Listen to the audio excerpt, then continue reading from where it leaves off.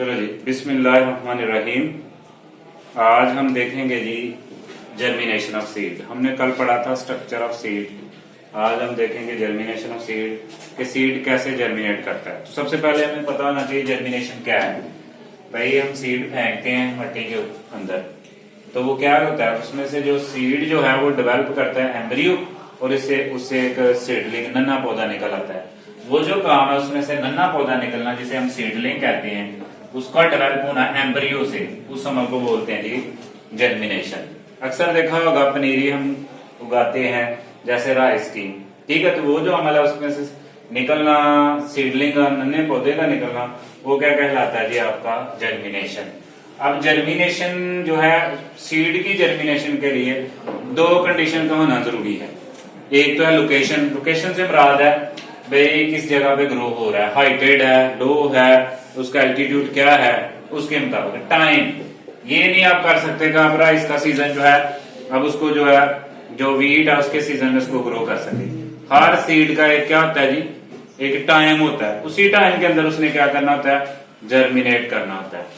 ठीक है। अब ये जर्मिनेशन होती कैसे है, किन स्टेप में? सिंपली है भाई, आपने पढ़ा था कुछ सीड होते हैं उनका जो सीड कोड है वो बड़ा हार्ड होता है, कुछ जो सीड होते हैं उनका जो सीड कोड होता है वो नरम होता है। ठीक है।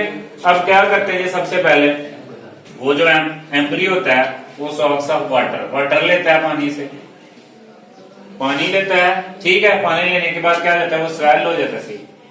सीड जब स्वेल हो जाता है, ठीक है, तो उसके जो सीड कोड है वो टूटना शुरू हो जाता है, स्प्लिट होता है, तो उसमें से क्या होना शुरू हो जाएगा, वो निकलना शुरू हो जाएगा। इरिगेशन करते हैं, पानी देते हैं, जैसे ही हम सीड ग्रो करते हैं, ठीक है, हार्वेस्टिंग के दौरान, तो हम क्या करते हैं, फौरन उसको पानी लगाते हैं। पानी लगाने का मकसद क्या होता है कि उसमें से वो जो एम्ब्रियो है वो क्या करे जी, वाटर इनटेक करे। जब वो वाटर इनटेक करेगा तो उससे वो स्वेलन होगी, फूलेगा, और जो सीड कोट है वो फट जाएगा, जिसमें से एम्ब्रियो जो है वो बाहर निकल आएगा।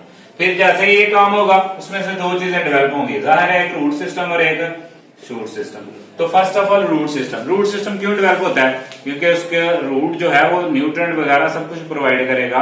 अगर सुफिशिएंट अमाउंट ऑफ क्या होगी, कोटिलेडन के पास नहीं होगी, तो अब जमीन से भी आस्ता आस्ता वो बाद में उसने इनटेक करना है, तो इसलिए फर्स्ट ऑफ ऑल क्या डेवलप होता है, उसका जी रूट सिस्टम। ठीक है। रूट जो है वो कहां से डेवलप होती है, हमने पढ़ा रेडिकल से, दो पार्ट से, एक लोब्यूल था जिससे शूट डेवलप होती है, और नीचे वाला जो हिस्सा था जिससे रूट डेवलप होती है, उसे हम कहते हैं रेडिकल। अब रेडिकल क्या, वो भी क्या करता है, वाटर अब्सॉर्ब करता है, न्यूट्रिएंट अब्सॉर्ब करता है फ्रॉम सॉइल, तो इसलिए पहले डेवलप होता है। फिर उसके बाद शूट्स डेवलप होती हैं, और ये लोब्यूल से डेवलप होती हैं, ये एलोंगेटेड होती हैं और come out of the soil. जो मिट्टी से आपको बाहर नजर आता है पौधा, वो किससे डेवलप होता है जी, लोब्यूल से। ठीक है। अब इसकी हाइपोकटाइल और आपका जो क्या था एपिकोटाइल, उसकी बुनियाद पे जर्मिनेशन की दो बड़ी टाइप्स हैं, टाइप्स ऑफ जर्मिनेशन। एक को कहते हैं एपिजीरियल जर्मिनेशन, और दूसरी को कहते हैं हम हाइपोजीरियल मूवमेंट्स। ये हरकत है, क्या होता है इसके अंदर भाई, इसके अंदर जो होता है, जो एपिकोटाइल है वो अलोंगेटेड होता है, लंबाई के रूप आ जाता है और हुक बना लेता है, और कोटिलेडन जो है वो जमीन से क्या आ जाता है, बाहर आ जाता है। जैसे ये देखें, ये एक सीड है, जैसे बीन्स, फलियां वगैरह आपने देखी होंगी, कॉटन, पपाया वगैरह, ये सीड ग्रो किया, इसमें से आस्ते आस्ते क्या डेवलप हुआ, एम्ब्रियो डेवलप हुआ, इसमें से हुक बिल्टअप होगी। ये जो हुक बिल्टअप है, ये किसकी हुक है सबसे पहले डेवलप हुई, ये आपकी क्या है जी, आप क्या कहते हैं उसको जी, हाइपोकटाइल की है। ठीक है। अब हाइपोकटाइल जो है वो क्या करेगा, इसको ऊपर की तरफ मूव करवाएगा। मूव करवाने का मकसद है, ये जो कॉटिलेडन होगा ये अपवर्ड मूव होगा, ये कॉटिलेडन है, ठीक है, ये ऊपर की तरफ मूव होगा कॉटिलेडन, और इसके ऊपर ये जो लीव्स डेवलप होंगे, ठीक है, ये वाले लीव्स, ये क्या है इसका जी, एपिकोटाइल्स है। ठीक है। समझे बात की? तो ये वाली जो जर्मिनेशन है, जिसके अंदर कोटिलेडन अभाव आ जाते हैं, हाइपोकटाइल अभाव आ जाता है सॉइल से, ये मट्टी थी इससे ऊपर आ गया सीड, ये कोटिलेडन, ये जो आपको नजर आते हैं। ठीक है। ऐसी जो हम जर्मिनेशन है इसको हम बोलते हैं जी एपिजीरियल जर्मिनेशन। ठीक है।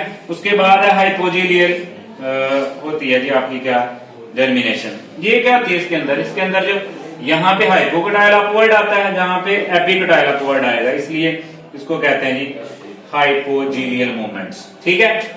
अब इसमें भी हुक बना लेता है ये, और कार्टिलेडन जो है ना वो अंडरग्रोड लेते हैं। जैसे ये सीड है, ये सीड ग्रो हुआ, इसके अंदर ये हुक डेवलप हुई, ये जो पार्ट है ये इसका क्या है, एपिकोटाइल है, ये जो नीचे वाला पार्ट है ये क्या है, आपका हाइपोकटाइल है। ये क्या करेगा, इसके अंदर जो एपिजीलियल है, एपोकटाइल है, वो ऊपर की तरफ मूव करना शुरू कर देगा और कार्टिलेजन जो है प्रेशर की वजह से फ्रैक्शन जो है उसकी नीचे की तरफ होगी, ठीक है। और इसके ऊपर जो है ना ऐसी मूवमेंट जिसके अंदर आपका जो एपिकटाइल है वो क्या करता है, एलांगेटेड होता है, सीधा हो जाता है और हुक लाइक स्ट्रक्चर बनाता है।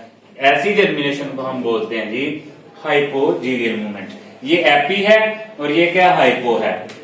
इसके अंदर क्या है, इसके अंदर जो है आईपी के अंदर एपोकटाइल नहीं बल्कि कौन वर्क करता है, हाइपोकटाइल, जबकि हाइपोजीलियल के अंदर किसकी मूवमेंट होती है, एपिकोटाइल की, ठीक है, डाउनवर्ड और अपवर्ड। इसके अंदर हाइपोकटाइल अपवर्ड मूव करना शुरू कर देता है, इसलिए इसको एपिजीलियल कहते हैं। इसके अंदर क्या करता है, हाइपोकटाइल जो नीचे की तरफ मूवमेंट शुरू कर देता है, इसको लिए हम क्या बोलते हैं, इसको हाइपोजीलियल। इसके बाद एक टर्म होती है सीड डोरमेंसी। ये सीड डोरमेंसी क्या होती है, ये ऐसा दौरान है जिसके दौरान सीड होता तो मैच्योर है लेकिन सीड जो है वो ग्रो नहीं कर सकता। उसके अंदर क्या होता है, शॉर्ट टाइम के लिए उसके अंदर जो मेटाबॉलिज्म है वो चलते रहते हैं लेकिन वो ग्रो अप नहीं करता। क्यों नहीं करता, क्योंकि उसको फेवरेबल कंडीशंस नहीं मिलती। जैसे ही फेवरेबल कंडीशन मिलेगी वो क्या कर जाएगा, ग्रो। वो जो शॉर्ट पीरियड है जिस दौरान उसने अपनी ग्रोथ को थोड़ी देर के लिए रोके रखा है उसको हम क्या बोलते हैं जी, सीड डोरमेंसी। एक होता है जी, ये टेम्पररी होती है, टाइम ड्यूरेशन के लिए होती है। एक और टर्म होती है रेस्ट। ये जो रेस्ट होती है इस दौरान इसकी जो तमाम एक्टिविटीज जो है ना वो क्या हो जाती है, सीज हो जाती है, ऑल एक्टिविटी। जबकि जो सीड डोरमेंसी इसके अंदर ऐसा नहीं होता, सिर्फ ग्रोथ जो है वो नहीं होती, बाकी उसके अंदर मेटाबॉलिज्म जो है वो जारी रहती है। अब सीड की ग्रोथ के लिए इसके लिए क्या था हमने, फेवरेबल कंडीशंस क्या है कि किस कंडीशन के अंदर सीड जो है वो अच्छा ग्रो कर सकता है। तो इसके लिए दो बड़े फैक्टर हैं, एक इंटरनल एनवायरमेंट, एक एक्सटर्नल। इंटरनल एनवायरमेंट क्या है भाई, वो जो सीड है उसके अंदर जो एम्ब्रियो वो लाइव होना चाहिए, उसके अंदर लाइव होनी चाहिए, उसके अंदर इतनी फूड स्टोर होनी चाहिए कि वो ग्रो कर सके, ठीक है। उसके बाद एक्सटर्नल एनवायरमेंट है जिसके अंदर वाटर है, ऑक्सीजन है, टेम्परेचर है, लाइट इंटेंसिटी है, मैनी फैक्टर्स है। इनमें से चंद है, जैसे वाटर है। अब बेटा देखो जी, अब जब सीड मैच्योर होता है, प्रोड्यूस होता है, तो उसके अंदर वाटर कंटेंट इंतहाई लो होता है, बहुत कम मिकदार में होता है, ठीक है। तो इस वजह से वो जर्मिनेट नहीं कर पाता। तो फिर इसलिए उसको क्या किया जाता है, जब हम क्या करते हैं उसको जमीन के अंदर सोइंग करते हैं तो उस दौरान क्या किया जाता है, फिर वो जमीन से क्या करता है, वाटर को ऑब्जॉर्व करता है। ऑब्जॉर्व करने का मकसद क्या है कि उसके अंदर जो फूड वगैरह उसको क्या कर सके, डाइजेस्ट कर सके, उसके अंदर मेटाबॉलिज्म हो जाता है, ठीक है। फिर एलांगेशन होती है इसकी वजह से एपिकटाइल और हाइपोकटाइल के अंदर, जैसे आपने एपिजीलियल मूवमेंट और हाइपोजीलियल मूवमेंट पर। तो water is very important for germination, germination के लिए इंतहाई अहम है। उसके बाद ऑक्सीजन। अब ऑक्सीजन क्यों जरूरी है, क्योंकि ऑक्सीजन होगी तो उसके अंदर मेटाबॉलिज्म होगा, ग्रो अप होगा, ग्रोथ होगी, तो ऑक्सीजन इंतहाई क्या है, जरूरी है। उसके अलावा टेम्परेचर है, तो ऑप्टिमम टेम्परेचर, प्रॉपर टेम्परेचर होना इंतहाई जरूरी है।